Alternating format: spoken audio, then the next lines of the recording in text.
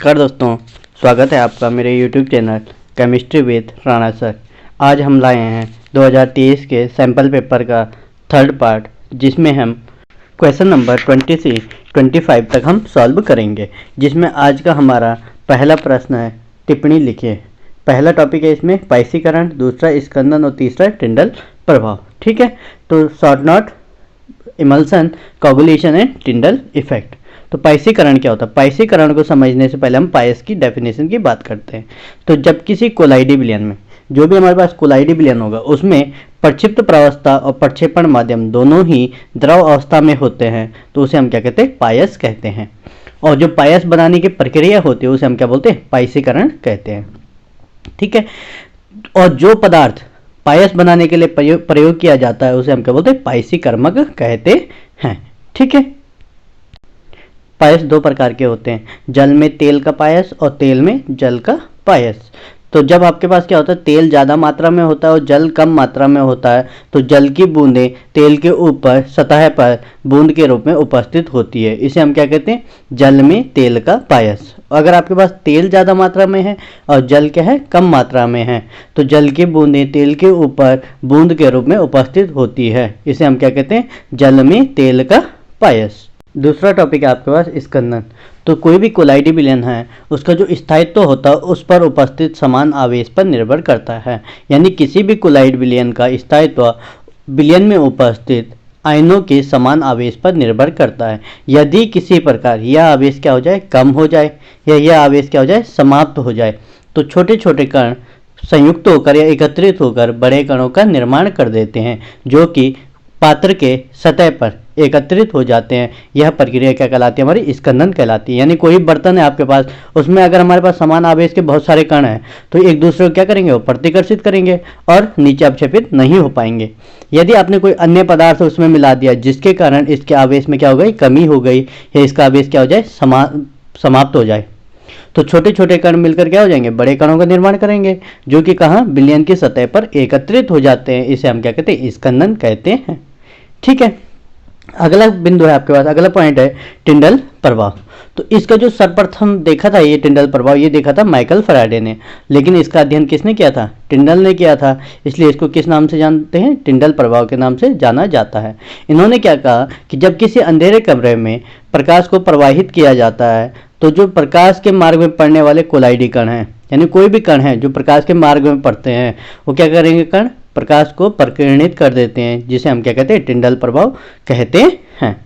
यानी कोलाइडी किसी बंद कमरे में या अंधेरे कमरे में प्रकाश प्रवाहित करने पर प्रकाश के मार्ग में पड़ने वाले कण जब प्रकाश को क्या करते हैं? प्रकीर्णित कर देते हैं, तो उसे हम क्या कहते हैं? टिंडल प्रभाव कहते हैं। यानी कणों द्वारा प्रकाश के प्रकीर्णन को ही क्या कहते हैं? टिंडल प्रभाव कहते हैं। ठीक है, तो इसको हम रिटर्न में देखेंगे। यहाँ पर जैसे कि आप यहाँ पे देख रहे होंगे, पाइसीकरण कोलाइडी विलयन जिसमें प्रक्षिप्त प्रावस्था और प्रक्षेपण माध्यम दोनों ही द्रव अवस्था में होते हैं, पायस कहलाते हैं। यानी कोई कोलाइडी विलयन है, उसमें दोनों जो हमारे पास है, प्रक्षिप्त प्रावस्था और प्रक्षेपण माध्यम दोनों कैसे होंगे? द्रव अवस्था में होंगे, तो क्या कहलाएंगे? पायस कहलाते हैं। और पायस को बनाने की प्रक्रिया को क्या कहते हैं? पाइसीकरण कहते हैं। और जिस पदार्थ का प्रयोग पायस के स्थायीकरण के लिए किया जाता है, यानी बनाने के लिए किया जाता है, उसे हम क्या कहते हैं? पाइसीकर्मक कहते हैं। ठीक है, पायस दो प्रकार के होते हैं, एक होता है जल का तेल में पायस, यानी जल का तेल में पायस, और दूसरा होता है तेल का जल में पायस। ठीक है, अगला जो हमारे पास था वो है ये। ठीक है, स्कंदन किसी कोलाइडी विलयन का जो स्थायित्व विलयन में उपस्थित आयनों के समान आवेश पर निर्भर करता है।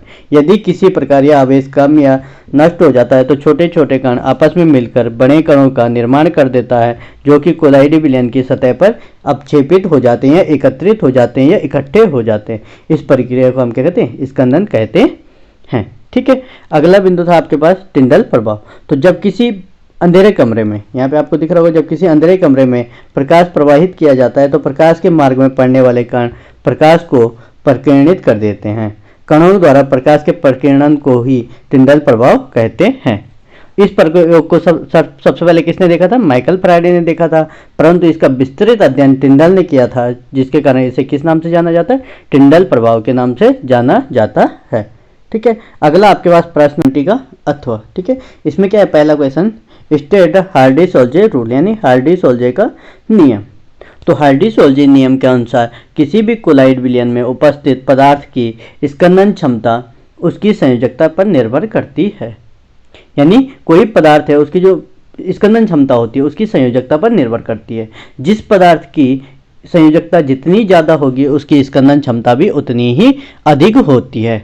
उदाहरण के लिए यदि कोई कोलाइडी विलयन ऋणावेशित है तो उसको स्कंदन करने वाले आयन की स्कंदन क्षमता निम्न प्रकार से होगी। ठीक है, अगर हम एल्युमिनियम की बात करेंगे तो इसकी स्कंदन क्षमता अधिक होती है, उसके बाद उससे कम मैग्नीशियम की स्कंदन क्षमता होती है और उससे कम सोडियम की स्कंदन क्षमता होती है। यानी आप देख रहे होंगे कि हम जैसे एल्युमिनियम की बात करेंगे, ठीक है, एल्युमिनियम की बात करेंगे तो ये जो एल्युमिनियम है अगर ऋणावेशित वाला है तो एक एल्युमिनियम 3 ऋणावेशित को स्कंदित कर सकता है। ठीक है ना। मैग्नीशियम की बात करेंगे तो मैग्नीशियम जो है 2 ऋणावेशित आयन को स्कंदित कर सकता है। और इसी प्रकार से सोडियम की बात करेंगे तो सोडियम एक ही आयन को स्कंदित कर सकता है। तो सबसे ज़्यादा जो स्कंदन क्षमता होगी वो एल्युमिनियम की, उसके बाद मैग्नीशियम की और उसके बाद सोडियम की, यदि आपके पास ऋणावेशित कोलाइड विलयन है तो। ठीक है ना। इसका मतलब है आप नोट में इसको देखेंगे कि जब किसी भी कोलाइडी विलयन में उपस्थित पदार्थ की स्कंदन क्षमता उसकी संयोजकता पर निर्भर करती है। जिस पदार्थ की संयोजकता जितनी ज़्यादा होगी उसकी स्कंदन क्षमता भी उतनी ही अधिक होगी। ठीक है।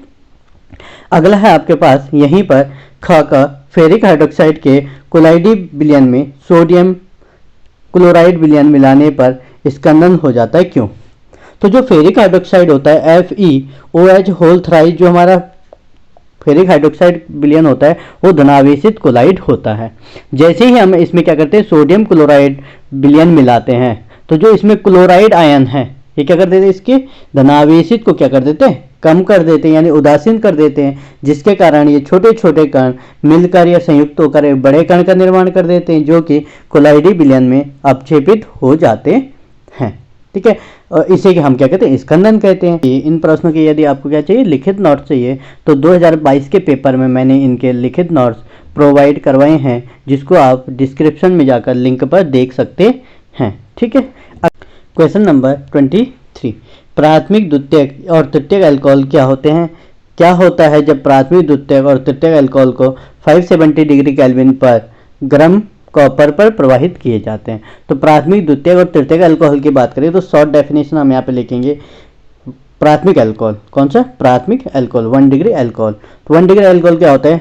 OH समूह यानी हाइड्रोक्सिल समूह जिस कार्बन पर होता है वह यदि अन्य एक कार्बन परमाणु से जुड़ा होगा तो उसे हम क्या कहते हैं, प्राथमिक अल्कोहल कहते हैं। यानी वह अल्कोहल जिसमें OH समूह या हाइड्रोक्सिल समूह जिस कार्बन से जुड़ा होगा वह अन्य एक कार्बन परमाणु से जुड़ा होगा तो उसे हम क्या कहते हैं, प्राथमिक अल्कोहल कहते हैं। तो यहाँ पर देखें इस कार्बन की वैलेंसी कितनी हो रही, एक यहाँ से एक यहाँ से, 2 ही है, तो यहाँ पे कितने H ऐड कर देंगे, 2 H को ऐड कर देंगे, तो ये हमारे पास प्राथमिक अल्कोहल हो गया। इसी प्रकार अगर हम यहाँ पे देखेंगे तो यहाँ से हम इसको आगे भी बढ़ा सकते हैं। प्राथमिक अल्कोहल केवल ये डिसाइड करता है प्राथमिक अल्कोहल को, ये वाला कार्बन अगर अन्य एक ही कार्बन परमाणु से जुड़ा होगा तो उसे हम क्या कहते हैं, प्राथमिक अल्कोहल कहते हैं। लेकिन इसका मतलब ये नहीं कि अभी ये कार्बन परमाणु 2 कार्बन से जुड़ा हुआ है, यहाँ पे 2 कार्बन, ऐसा नहीं। ये कार्बन डायरेक्ट कितने कार्बन से जुड़ा होता है, ये कार्बन डायरेक्ट एक ही कार्बन से जुड़ा हुआ है। ठीक है। द्वितीयक अल्कोहल की अगर हम बात करेंगे तो द्वितीयक अल्कोहल क्या होता है, वे अल्कोहल जिसमें हाइड्रोक्सी समूह जिस कार्बन परमाणु से जुड़ा होगा वह अन्य कितने, अन्य 2 कार्बन परमाणु से यदि जुड़ा होगा तो उसे हम क्या कहते हैं, द्वितीयक अल्कोहल कहते हैं। ठीक है, इसे हम क्या कहेंगे, द्वितीयक अल्कोहल। देखो यहाँ पे ये वाला जो कार्बन है, ये वाला जो कार्बन है ये कितने से, 2 कार्बन परमाणु से जुड़ा हो, इधर से भी कार्बन है इधर से भी कार्बन है, उसे हम क्या कहते हैं, द्वितीयक अल्कोहल कहते हैं। तृतीयक की बात करेंगे तो जब किसी अल्कोहल में OH समूह यानी हाइड्रोक्सी समूह जिस कार्बन से जुड़ा होगा वह यदि अन्य 3 कार्बन परमाणु से जुड़ा होगा, कितने कार्बन परमाणु से जुड़ा होगा, 3 कार्बन परमाणु से जुड़ा होगा तो उसे हम तृतीयक अल्कोहल कहते हैं। तो आपने तीनों अल्कोहल की डेफिनेशन समझ ली होगी यहाँ पर कि प्राथमिक अल्कोहल वे अल्कोहल जिसमें हाइड्रोक्सी समूह जिस कार्बन से जुड़ा होगा वह यदि अन्य एक कार्बन परमाणु से जुड़ा होगा तो उसे हम प्राथमिक अल्कोहल कहते हैं, और हाइड्रोक्सी समूह जिस कार्बन से जुड़ा होगा वह यदि अन्य 2 कार्बन परमाणु से जुड़ा होगा तो उसे हम द्वितीयक अल्कोहल कहते हैं। इसी प्रकार तृतीयक की बात करेंगे तो हाइड्रोक्सिल समूह जिस कार्बन से जुड़ा होगा वह यदि अन्य 3 कार्बन परमाणु से जुड़ा होगा तो उसे हम क्या कहते हैं, तृतीयक अल्कोहल कहते हैं। अब हम यहाँ पे देखेंगे कि प्राथमिक द्वितीयक तृतीयक अल्कोहल को यदि हम क्या करते हैं 570 डिग्री केल्विन पर कॉपर की उपस्थिति में गर्म करते हैं तो क्या होता है। तो अगर आप प्राथमिक अल्कोहल को गर्म करेंगे किसमें 570 डिग्री केल्विन पे, या द्वितीयक अल्कोहल को 570 डिग्री केल्विन पर गर्म करते हैं कॉपर की उपस्थिति में, तो यहाँ पर विहाइड्रोजनीकरण अभिक्रिया प्रदर्शित होती है, यानी H2 यहाँ से रिमूव हो जाएगा। आपके पास जो कंपाउंड होगा उससे क्या हट जाएगा, H2 हट जाएगा। ठीक है, लेकिन H2 हटेगा कैसे, तो आप देखेंगे जो अल्कोहल में OH है इसका एक H, और जिस कार्बन पर OH समूह जुड़ा हुआ है उससे एक H रिमूव होता है। एक H तो कहाँ से होगा, हाइड्रोक्सिल समूह से, और एक H कहाँ से रिमूव होगा, जिस कार्बन पर OH समूह जुड़ा होगा। ठीक है, द्वितीयक में भी यही होगा। लेकिन अगर हम तृतीयक की बात करेंगे तो तृतीयक में कॉपर की उपस्थिति में निर्जलीकरण होता है और एल्कीन यौगिक प्राप्त होता है। ठीक है, इसको हम रिटर्न में यहाँ पर देखेंगे। जैसे कि आप यहाँ पे देख रहे होंगे प्राथमिक अल्कोहल, तो हमने डेफिनेशन यहाँ पे नोट नहीं करी है। डेफिनेशन में क्या लिखना है, OH समूह जिस कार्बन से जुड़ा होगा वह यदि अन्य एक कार्बन परमाणु से जुड़ा हो तो उसे हम प्राथमिक अल्कोहल कहेंगे। हाइड्रोक्सिल समूह जिस कार्बन से जुड़ा होगा वह यदि अन्य 2 कार्बन परमाणु से जुड़ा होगा तो उसे द्वितीयक अल्कोहल कहेंगे। और इसी प्रकार हाइड्रोक्सिल समूह जिस कार्बन से जुड़ा होगा वह यदि अन्य 3 कार्बन परमाणु से जुड़ा होता तो उसे हम क्या कहेंगे, तृतीयक अल्कोहल कहते हैं, जैसे कि आपको यहाँ पे दिख रहा होगा। ठीक है, अब हम यहाँ पर देखेंगे कि यह अभिक्रिया होती कैसे कैसे। ठीक है, तो आप देखेंगे जब प्राथमिक अल्कोहल, ये जो हमारे पास प्राथमिक अल्कोहल है इसकी हम अभिक्रिया करते हैं कॉपर की उपस्थिति में, कितने डिग्री केल्विन पर, 570 डिग्री केल्विन पर। तो मैंने क्या कहा था, हाइड्रोक्सिल समूह का H, एक ये वाला H और एक हमारा जो जिस पे OH समूह जुड़ा होगा यानी अल्फा हाइड्रोजन रिमूव होता है, तो बनेगा क्या आपके पास, जो आपके पास पहले यहाँ रिएक्टेंट होगा, अगर यहाँ पे CH3CH2 होगा तो यहाँ पर क्या बनेगा, CH3CH2, और जो CH2OH था उसमें से एक H OH का और एक H कार्बन का, दोनों रिमूव होंगे तो क्या बचेगा, CHO, यानी एल्डिहाइड समूह प्राप्त होता है। एल्डिहाइड का यौगिक आपको क्या होगा, प्राप्त होगा जब आप क्या करेंगे, प्राथमिक अल्कोहल का कॉपर की उपस्थिति में क्या करेंगे, गर्म करेंगे। ठीक है, दूसरा देखेंगे हम यहाँ पर, दूसरा वाला, यदि द्वितीयक अल्कोहल को हम क्या करते फिर इसी प्रकार गर्म करते, कितने डिग्री केल्विन पे, 570 डिग्री केल्विन पर। तो हमारे पास क्या होगा कि जो OH समूह का H है ये रिमूव होगा और जो कार्बन है उससे भी H क्या होगा, रिमूव होगा। तो बचेगा क्या आपके पास, CH3, बीच में बचेगा C और नीचे भी CH3, तो हमने CH3 CH3 और डबल बॉन्ड करके O प्राप्त होता है, यानी CH3COCH3। तो क्या प्राप्त होगा आपको, कीटोन यौगिक प्राप्त होते हैं।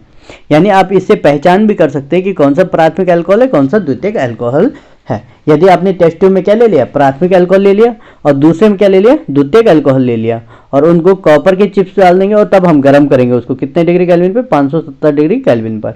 तो एक टेस्ट ट्यूब में क्या दिखेगा आपको, एल्डिहाइड ग्रुप प्राप्त होगा और दूसरे टेस्ट ट्यूब में कीटोन समूह प्राप्त हो जाएगा। इस प्रकार जब तृतीयक अल्कोहल को 570 डिग्री केल्विन पर कॉपर की उपस्थिति में गर्म किया जाता है तो यहाँ पर क्या होगा कि जो हमारा OH समूह यानी हाइड्रोक्सी समूह है वो रिमूव हो जाता है और एक कार्बन परमाणु से एक H को रिमूव कर देते हैं, यानी निर्जलीकरण होता है। तो देखो एक OH और एक H क्रिया करके क्या बना दिए, H2O का निर्माण करते हैं और आपके पास क्या प्राप्त होगा, एल्कीन प्राप्त होगा। तो अगर हमारे पास क्या होगा 2 मिथाइल यानी 1 2 3 है, 1 2 3, तो क्या लिखेंगे 2 methyl propane 1 all 2 all propane 2 all. तो उससे आपके पास क्या बनेगा 2 मिथाइल, तो एक हमारा डबल बॉन्ड वाला हो जाएगा, दूसरा ये वाला और तीसरा वाले या तो ऊपर समझ लो या इधर वाले को काउंट कर लो।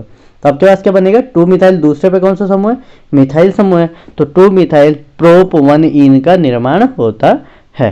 अब अगला प्रश्न है यहाँ पर, निम्न अभिक्रियाओं को समझाइए, एक्सप्लेन द फॉलोइंग रिएक्शन। तो पहले आपके पास कार्बिल एमीन अभिक्रिया, दूसरा है डायजोनीकरण अभिक्रिया और तीसरा है हॉफमैन ब्रोमाइड अभिक्रिया।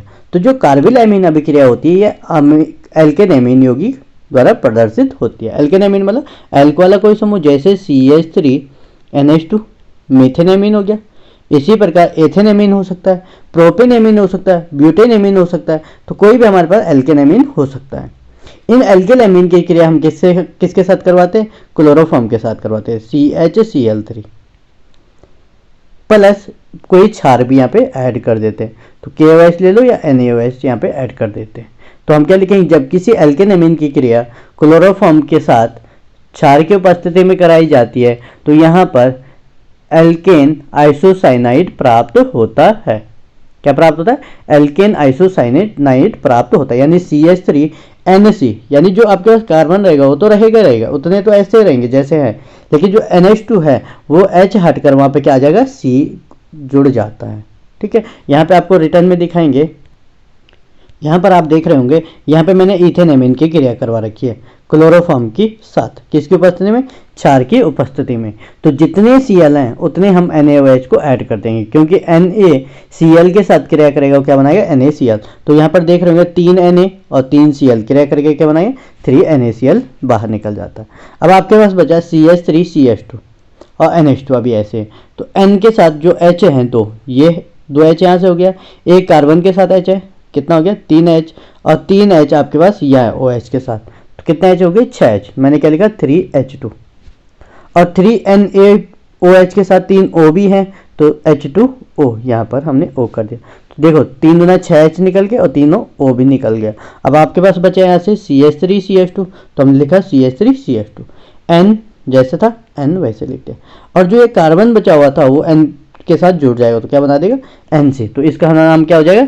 इथेन आइसोसाइनाइड होता है। यानी जब किसी एल्केन एमीन की क्रिया, एल्क मतलब कार्बनिक यौगिक, एन वाला सिंगल बॉन्ड, तो जब किसी एल्केन एमीन की क्रिया किसके साथ की जाती? क्लोरोफॉर्म के साथ या ट्राइक्लोरो मीथेन के साथ की जाती, इसके साथ की जाती, किसकी उपस्थिति में? NaOH या KOH के साथ की जाती है, तो एल्केन इथेन आइसोसाइनाइड प्राप्त होता है। ठीक है, अगला है आपके पास डायएजोकरण अभिक्रिया। तो जो साइनमेयर अभिक्रिया है इसको हम किस नाम से जानते हैं? डायएजोनीकरण अभिक्रिया के नाम से भी जानते हैं। तो यहाँ पे क्या होता है? जब हम किसी एल्केन एमीन या एनिलीन की क्रिया, ये हमारे पास एनिलीन है, बेंजीन पर NH2, इसकी क्रिया HNO2 के साथ HCl तथा NaNO2, HNO2 के साथ HCl और NaNO2 की उपस्थिति में करते हैं, NaNO2 प्लस HCl, तो आपके पास क्या प्राप्त होता है? एल्केन डायएजोनियम हैलाइड या बेंजीन डायएजोनियम हैलाइड प्राप्त होता है, जिसे हम क्या कहते हैं? डायएजोनीकरण अभिक्रिया भी कहते हैं। तो यहाँ पर हम इसको रिटर्न में देखेंगे, जैसे कि आप यहाँ पे देख रहे होंगे कि जब हम एनिलीन की क्रिया HNO2 और HCl के साथ NaNO2 की उपस्थिति में करते हैं तो आपके पास क्या प्राप्त होता है? बेंजीन डायएजोनियम क्लोराइड प्राप्त होता है। इस अभिक्रिया को हम क्या कहते हैं? डायएजोनीकरण अभिक्रिया भी कहते हैं। अगर मैं यहाँ पे CH3NH2 लिखता, माने यहाँ पे क्या लिखता है? CH3NH2 इस एनिलीन की जगह, तो आपके पास जो उत्पाद बनता है वो क्या बनता है? CH3 जो कार्बन है वो ऐसे रहेगा, N2 positive plus Cl negative, N2 positive Cl negative का निर्माण होता है। इसे हम कहते हैं मीथेन डायएजोनियम क्लोराइड भी कहते हैं। ठीक है, अब ये बना कैसे होगा? तो इसको हम यहाँ पर देखेंगे। देखो यहाँ पर जो एनिलीन है उसके 2H यहाँ से रिमूव होंगे, ये आपके पास 2H है, यहाँ पे 2H यहाँ से, एक H हो गया HNO2 का, कितने H हो गए? 3H, और एक H हो गया आपके पास HCl का, कुल कितने H हो गए? 4H। तो मैंने लिखा 2H2, और NO2 में कितने ऑक्सीजन है? 2 ऑक्सीजन है, तो 2H2O हो गया, यानी H भी हट गया, O भी हट गया, H भी हट गया, और यहाँ से भी H हट गया, ये वाला H भी हट गया। अब आपके पास बचा बेंजीन, N बचा, और बेंजीन N, HNO2 का भी N बचा, तो आपने N के साथ N को ऐड कर दिया, और यहाँ पर Cl बचा हुआ, तो Cl किस फॉर्म में रहेगा? नेगेटिव के फॉर्म में, क्योंकि नाइट्रोजन यहाँ पर 4 बॉन्ड बना रहा है, इसलिए हम यहाँ पर क्या लिखते हैं? N प्लस भी लिखते हैं, और उसको उदासीन करने के लिए क्लोरीन वहाँ पे स्थान ग्रहण कर लेता है। इसी प्रकार आपके पास अगली अभिक्रिया है हॉफमैन ब्रोमाइड अभिक्रिया। तो हॉफमैन ब्रोमाइड क्या होती है? हॉफमैन ब्रोमाइड, तो हम अगर बात करें हॉफमैन में एमाइड जैसे नाम आ रहा है, तो हम क्या लिखें? यह अभिक्रिया कौन से यौगिक प्रदर्शित करेंगे? एमाइड वाले यौगिक प्रदर्शित करते हैं। जैसे आप यहाँ पे देख रहे होंगे CONH2, इसको हम कहते हैं एमाइड। ठीक है, अब यहाँ पर 2 कार्बन है, ठीक है ना, और एक CO वाला भी कार्बन है, तो इसको हम किस नाम से जानते हैं? प्रोपेनामाइड के नाम से समझते हैं। ठीक है, अगर यहाँ पे लिखा होता है CH3CONH2 तो 2 कार्बन था, इसलिए उसको क्या कहते हैं हम, एथेनेमाइड। अगर यहाँ पर 4 कार्बन होते CH3 CH2 CH2 CONH2 तो 4 कार्बन हो गए हैं, तो आप क्या लिखेंगे, इसको ब्यूटेनेमाइड कहते हैं। यानी एमाइड वाले यौगिक इस प्रकार की अभिक्रिया प्रदर्शित करते हैं। यहाँ पर ब्रोमाइड लिखा है, इसका मतलब Br2 भी होगा। और जैसे हमने अभी किया था कार्बिल एमीन में, तो उसमें हमारे पास क्षार चाहिए था, तो यहाँ पर हम क्या करते हैं, थोड़ी मात्रा में क्षार को ऐड कर लेते हैं। यानी एल्केनेमाइड प्लस ब्रोमीन और उसकी क्रिया की जाती है क्षार की उपस्थिति में, NaOH या KOH की उपस्थिति में। तो क्या होगा यहाँ पर, जो Na है, ठीक है, Na है, ये NaBr के साथ क्रिया करेगा। कितने Br हैं आपके पास, 2 Br हैं, तो 2 NaBr हो जाएगा बाहर। इसको ना Na आपको 2 चाहिए, लेकिन यहाँ पर जो एमाइड वाला है उसमें कार्बन की संख्या जितनी होगी उससे 1 कार्बन कम वाला आपको एमीन प्राप्त होगा। तो यहाँ पर देखेंगे जो Na है वो CO के साथ क्रिया करेगा और Na2CO3 का निर्माण करेगा। अब मैं आपको बताऊंगा कैसे कैसे करेगा। तो टोटल Na कितने चाहिए थे हमें, 4, तो हमने क्या लिखा यहाँ पे 4 Na। 4 Na ऐड करने पर 4 OH भी आपके पास प्राप्त होंगे। ठीक है, अब आप देख रहे होंगे कि हमारे पास H कितने यहाँ पे 4 हैं, तो मैंने क्या लिख दिया 2H2O, 2 दूना 4H हो गया और ऑक्सीजन कितने चले गए 2, तो 2 ऑक्सीजन गए आपके पास जो हमारे पास H2O के साथ, और 3 ऑक्सीजन गए CO3 के पास। तो कुल कितने ऑक्सीजन हो गए, 5 ऑक्सीजन। तो देखो 4 ऑक्सीजन हो गया ये वाला 4 1 4 और 1 ऑक्सीजन हो गया ये, तो कुल 5 ऑक्सीजन हो गया। C एक था तो C ये वाला भी निकल गया यहाँ से, Br भी निकल गया, Br भी निकल गया यहाँ से, Na भी निकल गया और H भी निकल गया। यानी ये सारी चीज़ निकल गई, तो आपके पास बचेगा क्या, जो एल्केन होगा, तो एल्केन जितने कार्बन का आपके पास एल्केन होगा और उसमें क्या ऐड कर देंगे, एमीन को ऐड कर देंगे। तो आप क्या लिखेंगे यहाँ पर, जब किसी एल्केनेमाइड की क्रिया ब्रोमीन के साथ क्षार की उपस्थिति में की जाती है तो एल्केनेमीन यानी 1 कार्बन कम वाला एल्केनेमीन प्राप्त होता है। यहाँ अगर 3 कार्बन होंगे लेफ्ट हैंड साइड में तो राइट हैंड साइड में 2 ही कार्बन मिलेंगे। इधर अगर 4 कार्बन होंगे तो इधर 3 कार्बन वाला यौगिक प्राप्त होगा। जैसे एक एग्जाम्पल हम और लिखते हैं यहाँ पे CH3 CH2 CH2 CONH2 है माना, ठीक है ना। इसके साथ मैं Br2 और NaOH ऐड करता हूँ, क्या ऐड करता हूँ, Br2 प्लस NaOH। तो आपके पास जो यौगिक बनेगा वो क्या बनेगा, यहाँ पर मैं नीचे लिख के बताता हूँ आपको, CH3 CH2 4 कार्बन है, तो यहाँ पे कितने कार्बन वाला बनेगा, 3 कार्बन, CH2 NH2 यानी प्रोपेनेमीन प्राप्त हो जाएगा। अगर हम ब्यूटेनामाइड की क्रिया करते हैं Br2 के साथ और NaOH के साथ तो हमें क्या प्राप्त होगा, प्रोपेनेमीन प्राप्त होता है। यहाँ पर अगला प्रश्न है आपके पास, ग्लूकोज में एल्डिहाइड तथा 5 हाइड्रोक्सिल समूह की उपस्थिति प्रदर्शित करने हेतु अभिलाक्षणिक अभिक्रियाएं लिखें। यानी ग्लूकोज में 5 हाइड्रोक्सिल समूह OH समूह उपस्थित है और एक कौन सा एल्डिहाइड समूह उपस्थित है, उसको पहचान करने के लिए हम किस पर कौन कौन सी अभिक्रिया प्रदर्शित करते हैं। और एक और है यहाँ पे जिसमें हम ये कंफर्म करते हैं कि ग्लूकोज में 6 जो कार्बन है वो कैसे जुड़े होते हैं, साइक्लिक में जुड़े होते हैं या रेखीय जुड़े होते हैं। ठीक है, तो सबसे पहले हम देखेंगे एल्डिहाइड समूह की पहचान और दूसरा देखेंगे 5 हाइड्रोक्सिल समूह की पहचान। तो यहाँ पर हम इसको रिटर्न में देखेंगे, जैसे कि आपको यहाँ पर देखने को मिल रहा होगा कि ग्लूकोज में एल्डिहाइड समूह की उपस्थिति के लिए अभिक्रिया जो है हमारे पास वो ये है अभिक्रिया। ठीक है, जब हम क्या करते हैं ग्लूकोज की क्रिया, ये ग्लूकोज है, इसका स्ट्रक्चर मैंने आपको पुरानी वीडियो में बताया हुआ है। ठीक है, फर्स्ट पार्ट में या सेकंड पार्ट में है। ठीक है, तो जब ग्लूकोज की क्रिया कॉपर ऑक्साइड के साथ की जाती है, किसके साथ, कॉपर ऑक्साइड, या हम इसको किस नाम से जानते हैं, क्यूप्रिक ऑक्साइड। क्यों कहते हैं इसको क्यूप्रिक ऑक्साइड, क्योंकि यहाँ पर देखेंगे आप कि हमारे पास ऑक्सीजन 2 इलेक्ट्रॉन लेता है, तो कॉपर कितना दे रहा होगा 2, तो यहाँ पर प्लस 2 ऑक्सीकरण संख्या है कॉपर के, तो हम क्या देखेंगे, क्या नाम से बोलते हैं इसको, क्यूप्रिक ऑक्साइड। यहाँ पर यहाँ पे बात करें राइट हैंड साइड में, तो यहाँ पर क्या होता है, हमारे पास जो कॉपर है वो किस फॉर्म में है, यहाँ पे Cu2O, तो एक ऑक्सीजन 2 इलेक्ट्रॉन लेता है, कॉपर कितने दे रहे होंगे, 2 इलेक्ट्रॉन दे रहे होंगे, लेकिन कितने कॉपर 2 दे रहे हैं, तो 2 कॉपर यहाँ पे 2 इलेक्ट्रॉन दे रहे हैं, इसका मतलब एक कितना दे रहा होगा, +1 और दूसरा भी +1। तो यहाँ पर क्या हो जाएगा, हमारे पास क्यूप्रस ऑक्साइड इसका नाम हो जाएगा। आपके पास कई बार एग्जामिनर जब आते हैं प्रैक्टिकल में तो यह प्रश्न पूछते हैं कि क्यूप्रिक ऑक्साइड और क्यूप्रस ऑक्साइड में क्या अंतर है। तो क्यूप्रिक ऑक्साइड क्या होता है, जब कॉपर +2 ऑक्सीकरण संख्या में होता है तो उसे हम किस नाम से जानते हैं, क्यूप्रिक। और जब कॉपर +1 ऑक्सीकरण अवस्था में होता है तो उसे हम क्यूप्रस कहते हैं।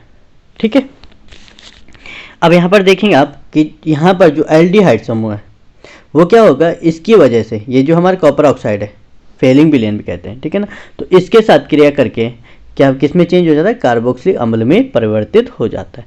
इसका अर्थ है कि जो ग्लूकोज है उसमें एक ही एल्डिहाइड समूह उपस्थित होता है। ठीक है, अगर अन्य एल्डिहाइड समूह होते तो अन्य भी COOH बनते। तो यहाँ पे कितना COOH बन रहा है, एक ही COOH का निर्माण होता है। इसका अर्थ है कि जब ग्लूकोज की क्रिया कॉपर ऑक्साइड यानी क्यूप्रिक ऑक्साइड के साथ की जाती है तो क्या प्राप्त होता है कि इस जो एल्डिहाइड है वो कार्बोक्सिलिक अम्ल में परिवर्तित हो जाता है। इसका अर्थ है कि ग्लूकोज में एक एल्डिहाइड समूह उपस्थित होता है। ठीक है, अगला है आपके पास 5 हाइड्रोक्सिल समूह की पहचान करना। तो 5 हाइड्रोक्सिल समूह की पहचान करने के लिए जो अभिक्रिया है वो यहाँ पर है कि जब हम क्या करते हैं, एल्डिहाइड के साथ एसिटल हैलाइड की क्रिया या एथेनोइल हैलाइड की क्रिया करते हैं। ठीक है, तो यहाँ पर क्या होगा, जो Cl है वो हमेशा अल्कोहल के H के साथ क्रिया करता है। तो Cl यहाँ पर 4H है, उसके साथ 4H के साथ क्रिया करेगा और एक H यहाँ पर भी है, तो कितने H के साथ क्रिया करेगा, 5H के साथ क्रिया करता है। तो हमने 5CH3COCl लगा दिए, तो 5H और 5Cl करके क्या बनाएंगे, 5HCl का निर्माण कर देते हैं। किसका निर्माण कर देंगे, 5HCl। यहाँ पर दिख रहा होगा आपको कितने HCl बनाता है, 5HCl का निर्माण कर देते हैं। अब बचा आपके पास CHO, यहाँ पर CHO, CHO। तो CHO कैसा होगा, यहाँ पर C इसमें H नीचे और इधर O। ठीक है, फिर COCH3, तो जो आपके पास यहाँ पर एल्केनॉइल बचा हुआ है तो COCH3 जुड़ जाएगा। देखिए किस फॉर्म जुड़ेगा, COCH3। ठीक है, यहाँ पर हम देखेंगे 4 तो जुड़ गए यहाँ पर और 1 जुड़ गया यहाँ पर, तो कुल कितने जुड़े, 5 जुड़े। किस में जुड़े, ग्लूकोज में। तो क्या प्राप्त होता है, पेंटा एसीटेट ग्लूकोज प्राप्त होता है। इसका अर्थ है कि ग्लूकोज में कितने हाइड्रोक्सिल समूह है, 5 हाइड्रोक्सिल समूह उपस्थित होंगे। क्योंकि अगर हमारे पास ये एथेनोइल हैलाइड 6 जुड़ते हैं जिसके अंदर 6 OH होते हैं, 3 ही जुड़ते हैं तो 3 OH होते हैं, इसके अंदर 5 ऐड हो रहे हैं और 5 पेंटा एसीटेट वाला समूह प्राप्त हो रहा है। तो इसका मतलब कि ग्लूकोज में कितने OH समूह उपस्थित होते हैं, 5 OH समूह उपस्थित होते हैं। अगर मैं इस ग्लूकोज की क्रिया HI के साथ करता हूँ तो N हेक्सेन प्राप्त होता है। क्या प्राप्त होता है, N हेक्सेन प्राप्त होता है। इसका अर्थ है कि जो ग्लूकोज में है उसमें सभी 6 कार्बन एक सीधी श्रृंखला में जुड़े होते हैं। ठीक है, तो 3 अभिक्रियाएं हमने यहाँ पे प्रदर्शित कर ली है। ठीक है, अगला प्रश्न है, यहाँ पर अगला प्रश्न है क्वेश्चन नंबर 25 का अथवा। ठीक है, एमिनो अम्लों की उभयधर्मी प्रकृति को आप कैसे समझाओगे, how do you explain amphoteric behaviour of amino acid. तो जो एमिनो एसिड होते हैं, यानी एमिनो एसिड किसे कहते हैं पहले तो ये समझेंगे। तो वे यौगिक जिसमें एमीन तथा अम्ल दोनों समूह उपस्थित होते हैं उसे हम क्या कहते हैं, एमिनो एसिड कहते हैं। यानी वे यौगिक जिसमें क्या होते हैं, अम्ल और एमीन दोनों समूह उपस्थित होते हैं उसे हम क्या कहते हैं, एमिनो एसिड कहते हैं। जैसे हमारे पास सबसे जो छोटा एमिनो एसिड होता है उसे हम बोलते हैं अल्फा एमिनो एसिड। तो अल्फा एमिनो एसिड का फॉर्मूला क्या होता है, CH इधर COOH। तो अल्फा यानी ये वाला हो गया, इसमें NH2 है, अल्फा एमिन। अरे यहाँ पर देखो एक बॉन्ड बन गया, एक यहाँ पे एक H के साथ है, कुल कितने बॉन्ड हो गए, 3, और एक R इधर आ जाएगा, 4 बॉन्ड हो गए। तो जब किसी एमिनो अम्ल में अम्ल अपना H आयन दान करता है, ये जो अम्ल है ये क्या करेगा, अपना H आयन दान करता है, जिसके कारण इस पे क्या आवेश आएगा, माइनस। और क्षार क्या करता है, अपना क्षार H आयन को ग्रहण करता है। ये जो क्षार है ये क्या करेगा, H आयन को ग्रहण करता है, यहाँ पे क्या बन जाएगा, NH3 बन जाएगा। तो इस प्रकार के यौगिक को हम क्या कहते हैं, एमिनो अम्ल की उभयधर्मी प्रकृति कहते हैं। समझ में आ गया। यानी एमिनो अम्ल वे यौगिक होते हैं जिसमें एमीन समूह तथा अम्ल दोनों समूह उपस्थित होते हैं, एमिनो अम्ल कहलाते हैं। और जब एमिनो अम्ल का अम्ल समूह H आयन दान करता है और क्षार समूह यानी एमीन समूह H आयन को क्या करता है, ग्रहण करता है, तो उसे हम क्या कहते हैं, एमिनो अम्लों की उभयधर्मी प्रकृति कहते हैं। इसी को हम किस नाम से जानते हैं, ज्विटर आयन के नाम से भी जानते हैं। ठीक है, अगला है इसी में डीएनए तथा आरएनए के जैविक कार्य लिखिए। तो जो डीएनए और आरएनए हैं, पहले इसका हम बात करें, डीएनए का पूरा नाम क्या होता है, डीऑक्सी राइबोन्यूक्लिक अम्ल, और आरएनए का क्या होता है, राइबोन्यूक्लिक अम्ल। तो डीएनए के जो हमारे पास जैविक कार्य हैं, इसका सबसे महत्वपूर्ण कार्य होता है कि ये आनुवांशिक सूचनाओं को एक पीढ़ी से दूसरे पीढ़ी तक ले जाने का कार्य करते हैं। ठीक है ना, यानी डीएनए का प्रमुख कार्य क्या होता है कि यह आनुवांशिक गुणों को एक पीढ़ी से दूसरे पीढ़ी में ले जाने का कार्य करता है, यानी क्या कह सकते हैं, आनुवांशिक गुणों का वाहक काम करता है। आरएनए की बात करेंगे तो आरएनए प्रोटीन का संश्लेषण करता है। ठीक है, दूसरा बिंदु अगर हम बात करें डीएनए के, तो डीएनए में क्या होता है, स्वतः रेप्लिकेशन यानी सेल्फ रेप्लिकेशन पाया जाता है, रेप्लिकेशन का गुण पाया जाता है, जबकि आरएनए में सेल्फ रेप्लिकेशन का गुण नहीं पाया जाता है। यदि आपको इन दोनों प्रश्नों के रिटर्न नोट्स चाहिए तो आप प्रीवियस वीडियो में इनके रिटर्न नोट्स देख सकते हैं, जिनका लिंक मैं डिस्क्रिप्शन बॉक्स में आपको प्रोवाइड करवा दूंगा। अगला प्रश्न है, लैंथेनाइड अंकुंचन क्या होता है। ठीक है, और लैंथेनाइड अंकुंचन के परिणाम क्या होते हैं। तो लैंथेनाइड अंकुंचन पूछा जाए आपसे या लैंथेनाइड संकुचन पूछा जाए, दोनों ही एक ही शब्द है। ठीक है, लैंथेनाइड संकुचन लैंथेनाइड तत्व द्वारा प्रदर्शित होते हैं, यानी जो लैंथेनाइड तत्व होते हैं वे तत्व लैंथेनाइड संकुचन व्यक्त करते हैं, जिनका एटॉमिक नंबर कितना होता है, 58 to 71 होता है। अब कहीं कहीं पे आपके पास लिखा होगा 57 to 71, तो 57 आपके पास लैंथेनम तत्व होता है। ठीक है, जो कि हमारे डी ब्लॉक का एलिमेंट होता है, लेकिन जो सेलेनियम होता है 58 और ल्यूटेटियम 71, तो 58 to 71 वाले तत्व क्या कहलाते हैं, आपके लैंथेनाइड तत्व कहलाते हैं। तो लैंथेनाइड संकुचन लैंथेनाइड तत्व प्रदर्शित करते हैं। सामान्यतः आपने देखा होगा कि जैसे हम बाएं से दाएं जाते हैं तो आकार में क्या आती है, कमी आती है, तथा आयनिक त्रिज्या बाएं से दाएं जाने में भी क्या होती है, कमी आती है। तो अब जब लैंथेनाइड संकुचन होता है तो जो इनका परमाणु त्रिज्या का आकार होता है और आयनिक त्रिज्या का आकार होता है वो सामान्य आकार से बहुत ज़्यादा छोटा होता है, क्योंकि यहाँ पर F कक्षक का जो परिरक्षण प्रभाव होता है वो कम होता है और नाभिकीय आवेश क्या होता है, ज़्यादा। अगर नाभिकीय आवेश ज़्यादा होगा, परिरक्षण प्रभाव कम होगा, तो जो आपके पास परमाणु त्रिज्या होगी वो सामान्य से अत्यधिक कम होती है। अगर परमाणु त्रिज्या आपके पास कम होगी तो एक इलेक्ट्रॉन हटाने के लिए आपको अत्यधिक मात्रा में ऊर्जा देनी पड़ेगी। इसका मतलब जो आयनन ऊर्जा का मान होगा वो भी क्या हो जाएगा, बढ़ जाएगा।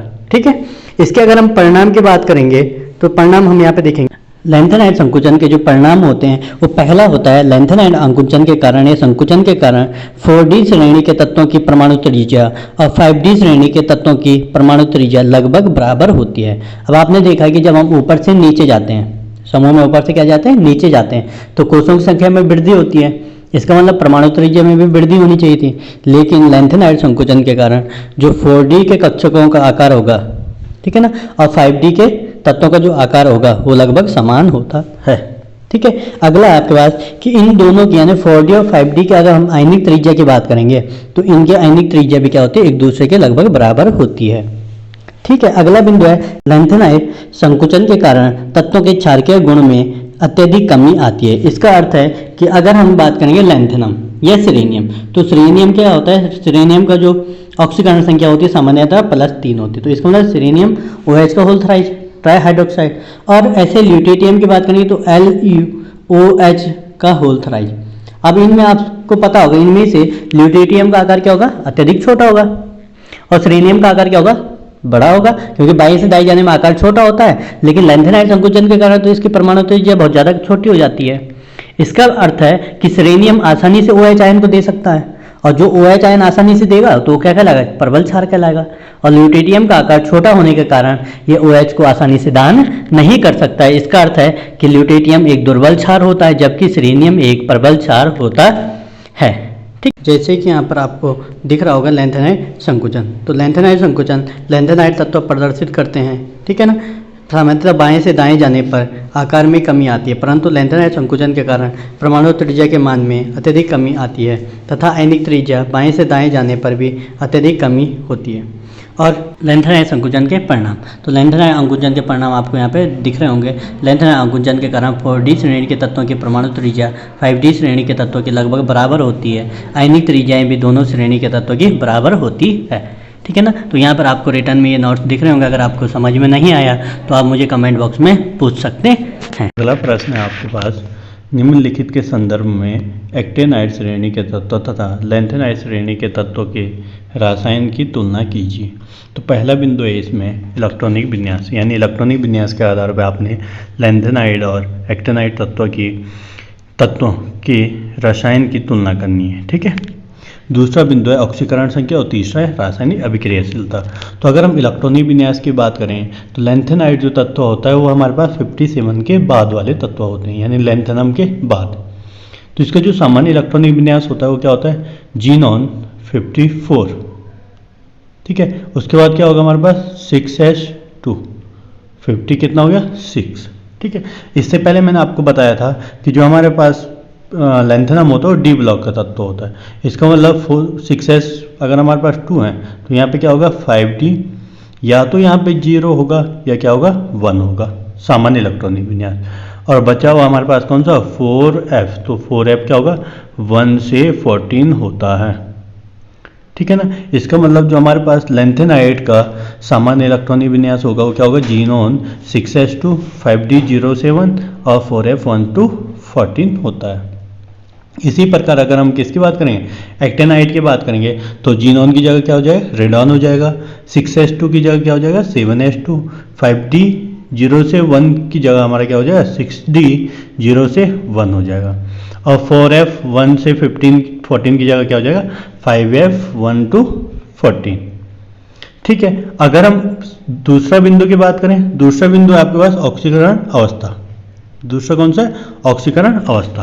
तो अगर हम ऑक्सीकरण अवस्था की बात करेंगे तो जो हमारे पास लेंथेनाइड तत्व हैं उनकी ऑक्सीकरण संख्या यहाँ पर सामान्यतः +3 होती है, लेकिन कभी कभी जो लेंथेनाइड तत्व हैं वो +2 और +4 ऑक्सीकरण संख्या भी व्यक्त करती है। इसका मतलब जो लेंथेनाइड तत्व होती है उसकी ऑक्सीकरण संख्या 2, 3 और 4 होती है।